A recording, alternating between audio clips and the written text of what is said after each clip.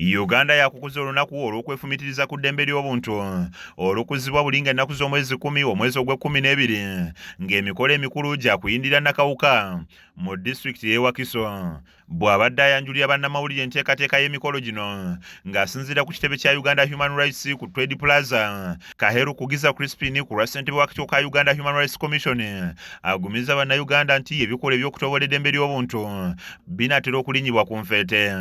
Ebyokubuzaawo bannansi era ne tutategeera bulungi wa bali oba ebyokutwalira amateeka mu ngalo ne tutulugunya abantu abamu nti ebiseera ebyo tulabika tutunuulidde okubimalawo. Ono asomye ekiwandiiko ekikakasa kino nga kiraga nti okwawukanako nga bwe gwali mu biseera ebyokulonda n'omuggalo ogwaleetebwa ekirwadde kya COVID-19 bannayuganda balina kukalembereza. We commend the security for not using excessive force and we commend government for having abided by the laws and issues of human rights when it came to Kasanda and Mubende.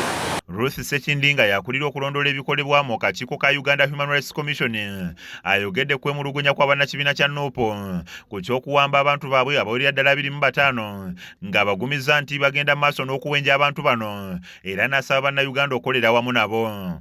Prisons, police, CMI to see whether they can give an account of these people, and then for us we shall again check in the different prisons and police facilities and security facilities to see whether we can find these people.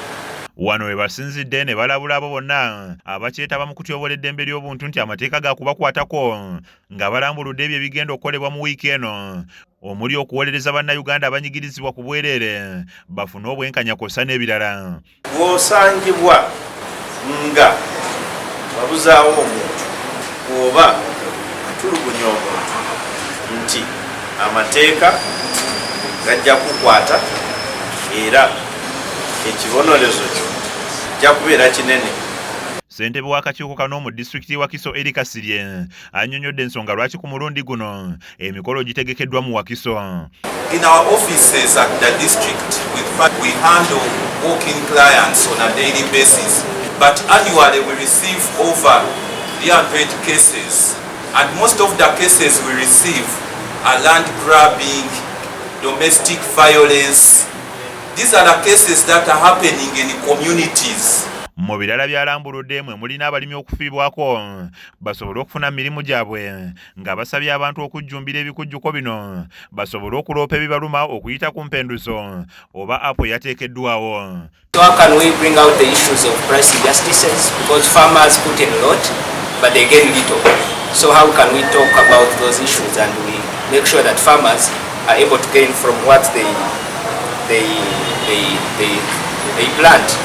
Change the lifestyle of communities. That's why we are going to Nakawuka. Bunyisa omukutu ogwo ogwa UNHRC app abantu basobole okutegeera nti wakiri oteekako eza bundles ebibiri nga totaddeemu 50,000 eza transport okujja okuwaaba omusango oba okutegeera fayiro yo weetuuse ku office. Kizza Peter yakusakidde eggulu lino ku lwa KSTV Agaleero.